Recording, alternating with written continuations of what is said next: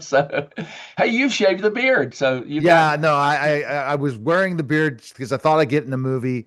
It didn't happen, so the beard's off. I'll go back and forth from a beard and no beard. I Okay. have to change my identity sometimes. Don't we all? So, anyways, we've got a great show today. Last week we did podcast on brain health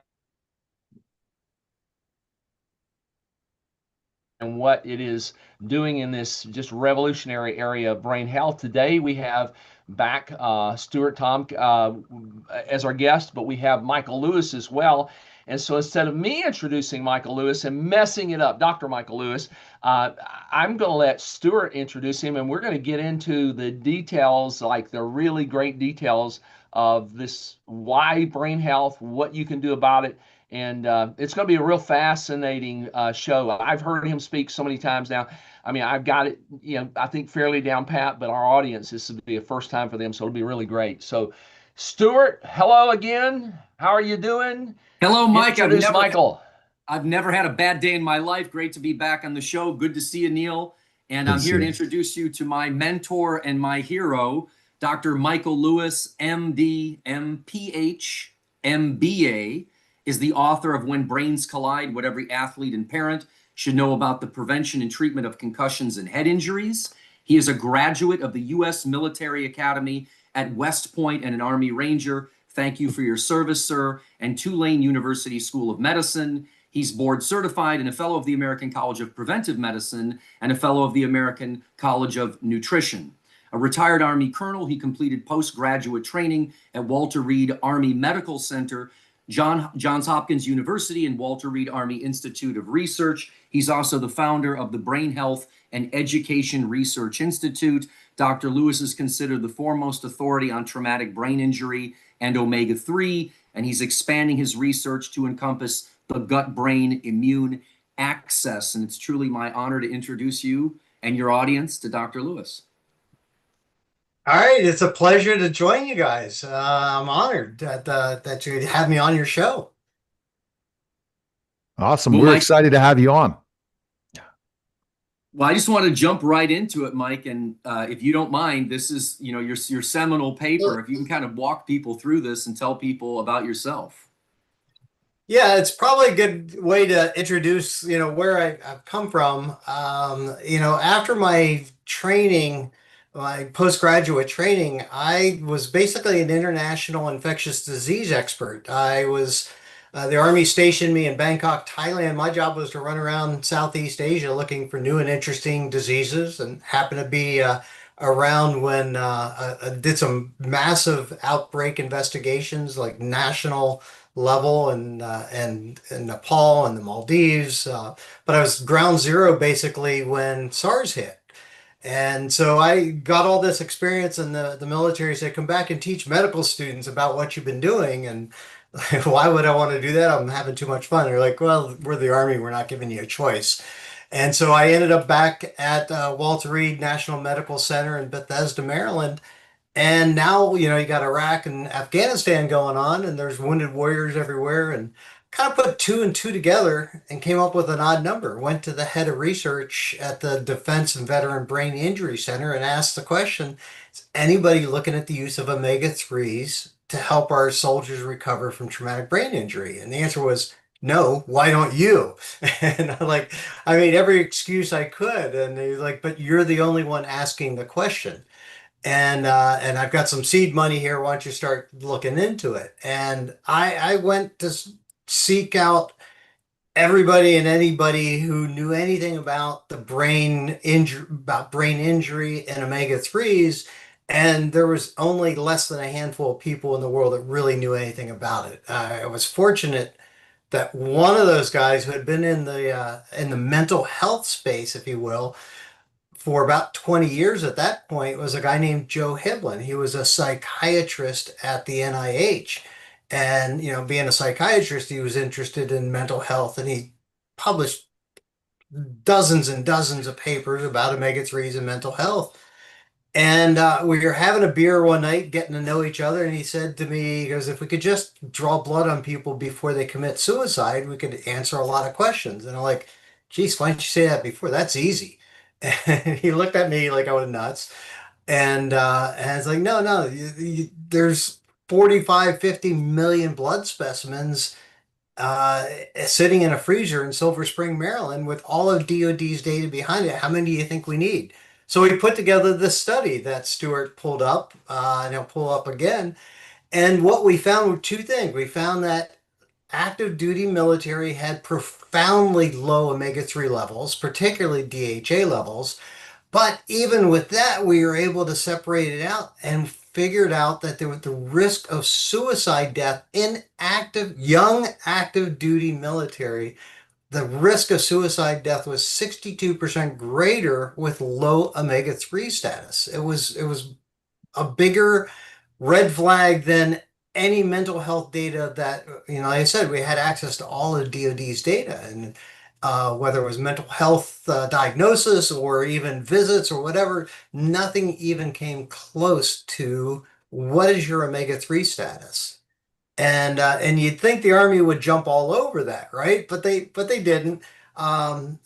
Four-star general, the vice chief of staff of the Army at the time, called me into his office to teach him about it. It was, he at least had the curiosity to want to learn. And I told him, you cannot mandate that people take fish oil. And he says, well, why not? And I'm like, it'll get derailed. Congress will get involved. Anyway, you can't do it. But I said, what you should do is you should mandate testing. Because if soldiers know what their levels are, they'll do something about it. They'll get competitive. Like, who can get the better level? Your squad leader is going to be looking at everybody's omega-3 status and say, "Hey, Jones, you're slacking. You pick it up here a little bit."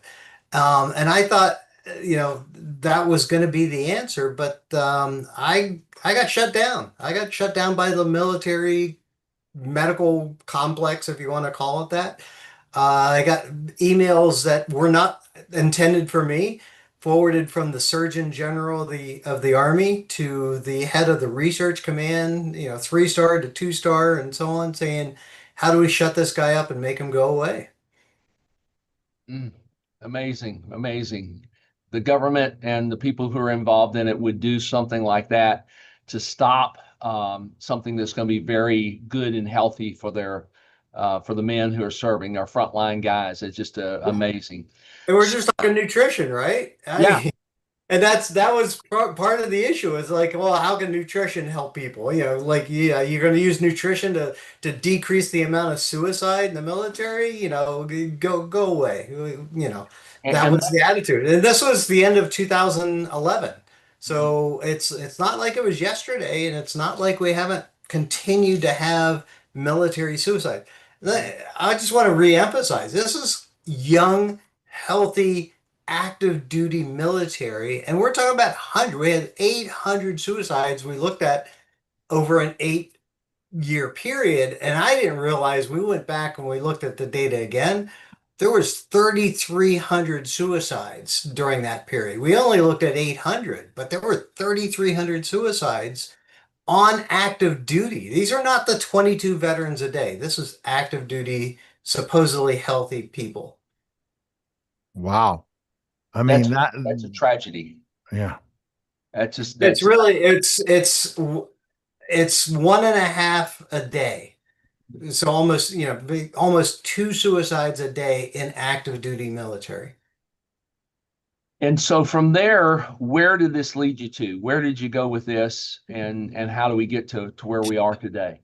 Well, I had a couple of things happen. One was I had enough time in to retire, and so I could see that happening. That the writing on the wall. I was like, I'm going to take my ball and go play elsewhere. Screw you. I'm going to go find a team that's going to help me do this. And I thought I had the team. I was getting hired on by the largest algae oil based company in the world that pioneered the algae omega-3 technology. And I was coming on board as their chief medical officer, but the company got bought a couple weeks before I started, and my job disappeared. So, all right, well, I got to figure that out. And I ended up with Nordic Naturals, which is where I met Stuart Tomc. as an advisor, not as a, as an employee or anything, but I was an advisor to Nordic Naturals, and I thought that, the largest fish oil company in the world.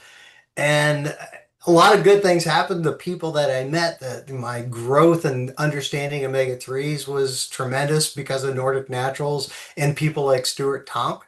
And Stuart and I tried to get testing as a system for Nordic Naturals, but I think we were too early. People didn't really understand the importance of testing, and it wasn't until about a year and a half or so ago that a Norwegian company came along. Stuart got introduced, he introduced it to me, and they have a home-based testing, and it's really changed everything. It's what I call kitchen table medicine. You can test yourself at your kitchen table, go online, order things. Amazon, of course, delivers right to your doorstep. It's, to me, this is the future of medicine. Test-based, personalized kitchen table medicine.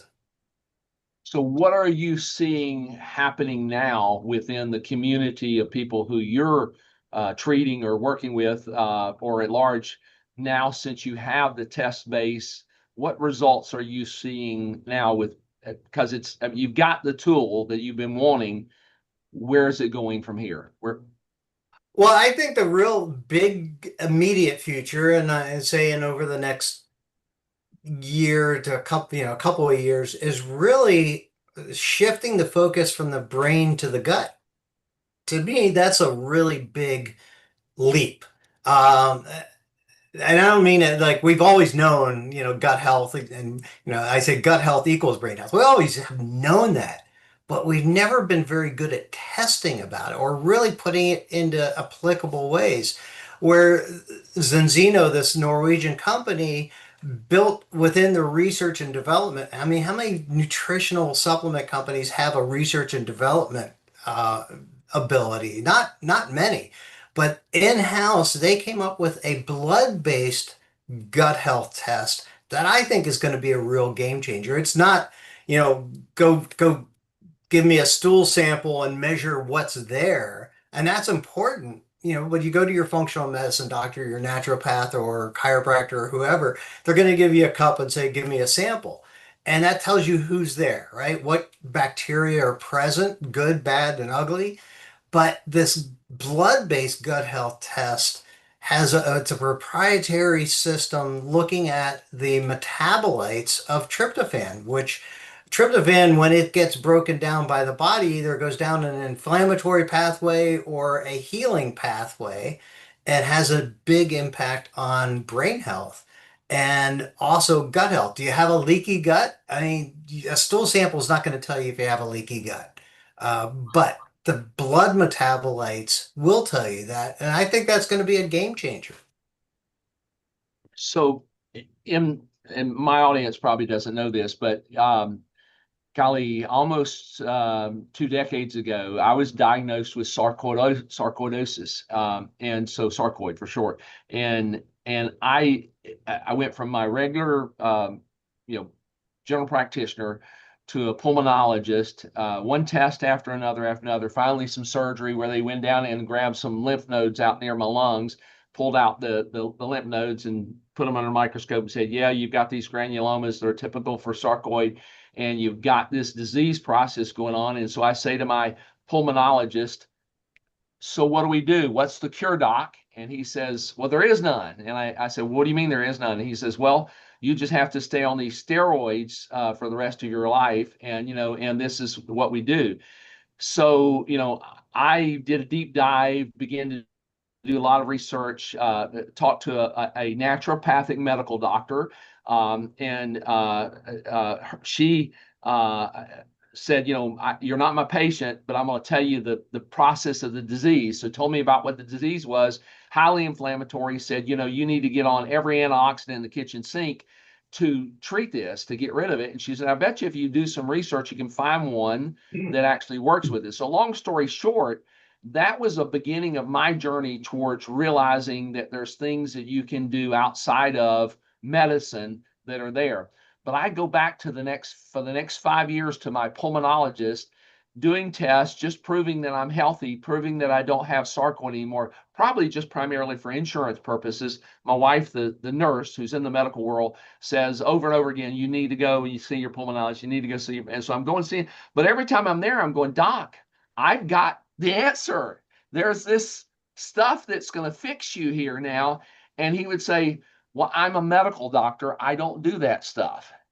So it was almost depressing in the fact that here is an answer, and he had told me that he had at least 20 or 30 patients a year that had sarcoid, and I'm going, well, that's 20 or 30 patients that can be fixed, and I even had recently a friend down in Southern Florida who knocked over something off the desk here, but anyways, who has sarcoid, and I'm trying to tell him the answers that I found, and he goes, well, my doctor doesn't talk about those things.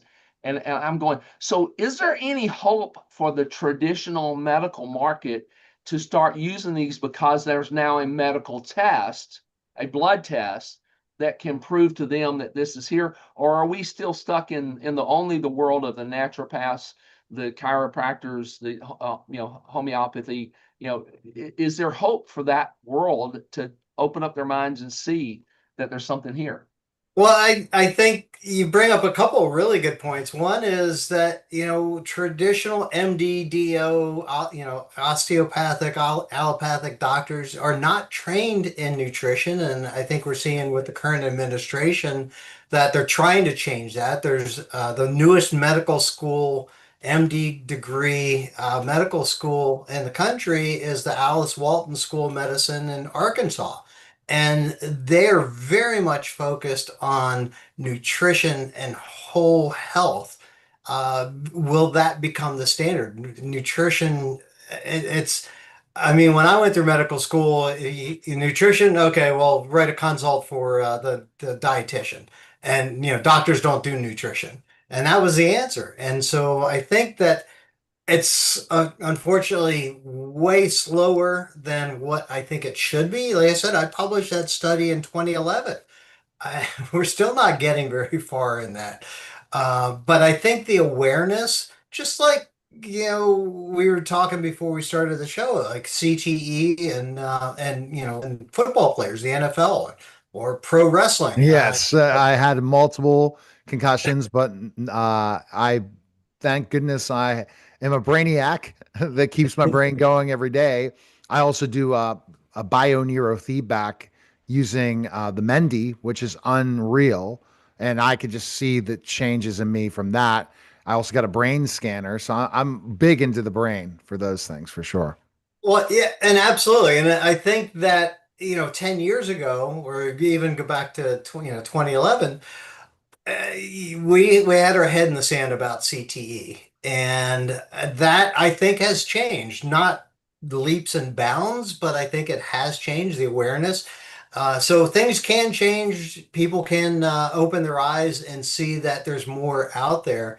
I mean, I kind of laugh. My father was a small town general surgeon, and every morning, every morning there was a bottle of vitamins sitting at the breakfast table, and so I've been taking vitamins my entire life.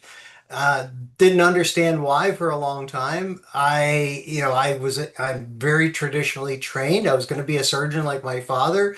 Did a surgical internship at Walter Reed, and then they sent me out to do general practice for a couple of years, which actually literally changed my life because I got to see the actual implementation of practicing medicine. And I'll never forget this. I'm going to call her a 55-year-old woman, a retiree, came in to see me, and she puts this bottle down in front of me and says, "What do you think of this stuff?" And I look at it as black cohosh, and I'm like, "I don't know anything about it." She goes, "Well, that's what I'm taking. I'm not going to take any of that hormone replacement therapy. I think it's bad for you.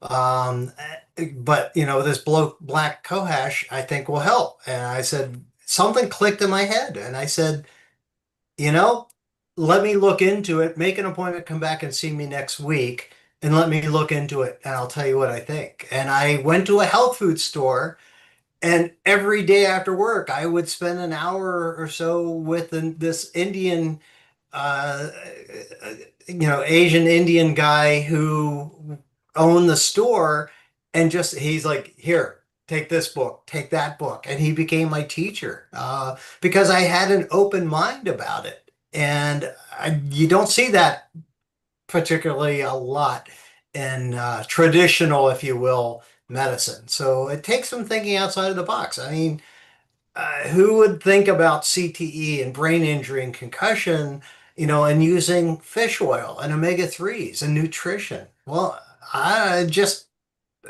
it just fell out of the sky and landed in my lap. Like I said, I, put two and two together and I came up with an odd number and then thought to ask the question and then thought to follow through with it. And that's what I've been doing for 20 years. So you were like one of the maybe one out of 1,000 doctors out there that had the consciousness that wanted to learn more. So when a patient comes across our technology, our products, and the technology, that there's a test for this, there is actually a blood test. How would they approach their practitioner and say, I've discovered this in a way that that makes the practitioner open? I'm asking how can a patient truly find out if their practitioner is really open to the idea of other ways of doing things besides traditional medicine, because they're in this box of insurance-based medicine, and that's a very hard thing in my experience to get them out of. But from your perspective, how do you approach them and get them into a different world? Well, it's really difficult when you have 10, 15 minutes to see a patient and you barely have time to say hi. And now with computers, you're looking at a computer trying to put things in if you don't have a scribe. But, AI is certainly helping with that as far as, helping, record the conversation and put it into notes. So that's hopefully getting using AI to get back to where you actually look at your patient as opposed to looking at a computer screen the whole time. And so there are potentially some changes if your doctor's not as that close-minded. You want to do one of two things. You either want to go find a new doctor, or more importantly, I think, is become as we call it, a citizen scientist. Nobody is responsible for your own healthcare more than you.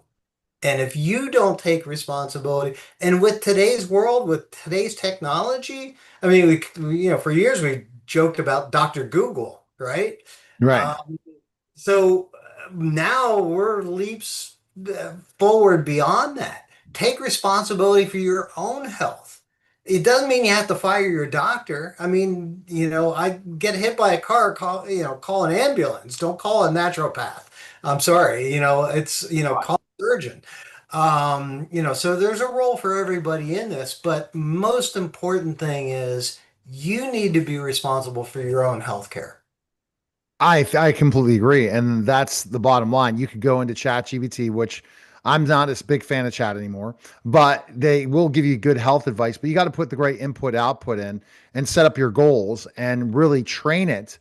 But you're going to get a lot of information out there that's not going to happen. You could go get blood work done, throw it into ChatGPT or some large language model, and come back, and you have everything that you need to work on and develop. You go meet with your PCP, they want to talk to you for 5 minutes, where you have a blueprint out talking to AI where you can really understand, and you got to become your own health advocate. Bottom line. You Amy, can't. I have a quick question for you. With your background in biohacking and your brain, with everything that you know, can you tell us what your omega-3 index is? Do you know it? No, I don't know it. You know And your AA, do you know your AAEPA ratio of your brain? No. Do you know whether or not you have IPA in your blood? That's the brain antioxidant made from the bacteria in your gut. I do not. That's what we're here to talk about. So that you're the perfect audience. I love the smile on your face. I'm getting to love you already. This is, we're going to cut through all the noise and take it to your house. So Exactly. take it away. Let's Yeah, I talk mean about something really basic is, I ask every patient. I said, "Do you know what do you know what your vitamin D level is?" And I would say probably 70-80% do not. They don't know. And after omega-3s, vitamin D would be my number two thing for the brain. And your general practitioner sometimes is checking your vitamin D levels, but most people, at least 20% of people will know what their vitamin D levels are, and it's generally too low.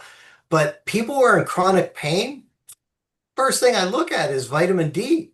And I cannot tell you how just getting people's vitamin D levels up, how with a over-the-counter supplement, but getting vitamin D levels up can like overnight eliminate a lot of pain and suffering. But people don't know it, and most doctors don't know it. Totally. It's it's interesting. And see, when you talk about these levels, say, okay, and then tell me, Stuart, I'm gonna ask a question to Stuart because he threw me under the bus. Now, Stuart, what is that going to show me in particular with those levels? And then the change in levels. What am I going to see in some more improvement if my levels aren't good? Well, I always defer to the doctor, but we have a biomarker for blood pressure. Do you guess your blood pressure? If you have a thyroid issue, do you guess your thyroid levels? No. Not at all. So if you want omega-3 to be cardioprotective, if you want it to be protective for the brain, if you don't have at least 8% or more of EPA and DHA in your red blood cell, you fail. And the risk reduction going from, say, 3% or 2% to 8% is like a 10x risk reduction. It's the single most modifiable risk factor after quitting smoking. So we've come out of an industry where people say, I took this and I feel better. That's kind of antiquated. When the voices come out, Mike, I'm having fun. And then with this IPA, what we've learned with this gut test, there is a compound made by very healthy bacteria, only when you're very, very healthy, that goes back up into the brain and helps to scavenge free radicals up in your brain. This is totally different than copper and magnesium and selenium and zinc that are needed for the antioxidant enzymes in the brain to protect omega-3. We've now identified a molecule called IPA that actually goes back up into the brain, and it's a suicide scavenger.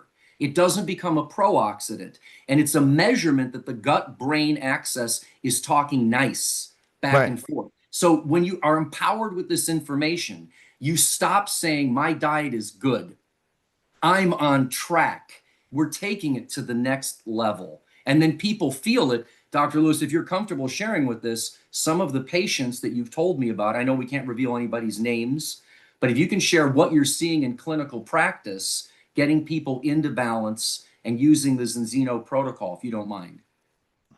Sure. I mean, between, private practice, but really a lot of work through my nonprofit that I started when I retired. I say I took my ball and I'm going to go play elsewhere. Part of it was starting a nonprofit. And over the last 5 or 6 years, we've probably impacted, I'll say, around 500 veterans, military and first responder veterans, and a few MMA fighters and some odd ones here or there, but around 500 people. And what we have found is when we put them on a protocol of just a couple of products that all have a very interesting impact. They all impact gut health and brain health and immune health. So that trio of areas that really are all about being healthy, right? So we're talking about omega-3s, and omega-3s aren't just for the brain, but have a huge impact on our gut health and our immune health. A good quality, fiber. We know we used to 200, 300 years ago when we lived off the land, we had huge amounts of fiber intake, and we have virtually almost none these days. So fiber is such a huge thing that a prebiotic fiber blend of multiple different types of fiber, 8 different lengths of fiber, so they get broken down at 8 different parts of the gut, impacting the more of the gut, as opposed to take your Metamucil and you'll feel better. Well, that's only impacting one place. So fiber is a huge one. That's one that I found has probably helped me personally the most. A multivitamin with Zenzino, they don't even call it a multivitamin. They call it a multi-immune system dietary supplement because yes, it's a multivitamin, but it's got beta glucans and other things that are finely tuned to help impact the immune system. Well, where is the immune system? Well, 80% of it's in our gut. So, you're really impacting that. And Viva's the one that surprises me the most. Mhm. It's a saffron-based nootropic. And it's like I've been in this space for 20 years. I had no idea. Saffron, of course, I know it from the kitchen. I didn't have any clue how much scientific evidence there is behind saffron as a brain supplement, but also it turns out that it has a huge impact on your gut health as well. So all four of these products, it's like a 1, 2, 3, 4 punch to your gut health, which is going to have a major impact on both your immune system, but also your brain health. What are you seeing with patients? I know you can't go into any details, but can you share anything with the group? Well, I one of the best things I ever did with my nonprofit was get out of the way. And so I've got an executive director, a Green Beret lieutenant colonel who is still in the reserves, worked for Tesla for the battery factory for a little while, and then worked at Walmart. He ran the distribution center for the entire Walmart system. And he's my full-time executive director. And so I got out of the way and he just continues to make things grow and grow. And I asked him, so like, I'm not seeing many patients. You're not sending many patients to me. And he goes, it's because the nutrition's working. He goes, 80, 90% of everybody that comes into our system, I don't need to send to you as a doctor because the nutritional protocol you designed is already working. It's what you wanted. So it makes a huge difference. We're able to reach a lot more veterans, a lot more people because we're using nutrition, which is way less expensive than pharmaceuticals. Yeah, of course, we use pharmaceuticals when it's indicated. I'm not an anti-pharmaceutical person at all.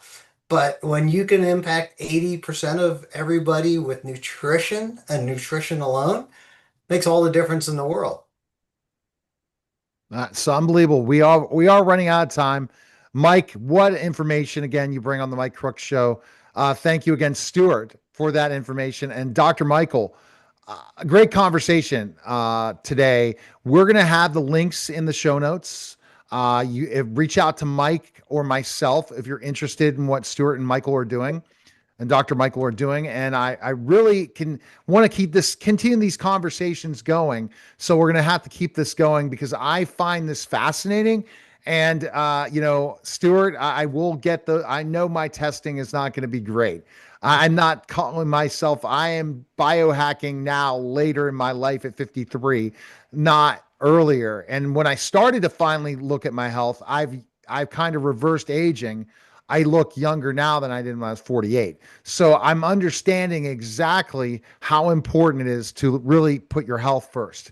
So definitely appreciate it, guys. And thanks again. My pleasure. Mike, any other questions before No, I go? we'll All see right. them again tomorrow. All right. I can't wait. All right. That was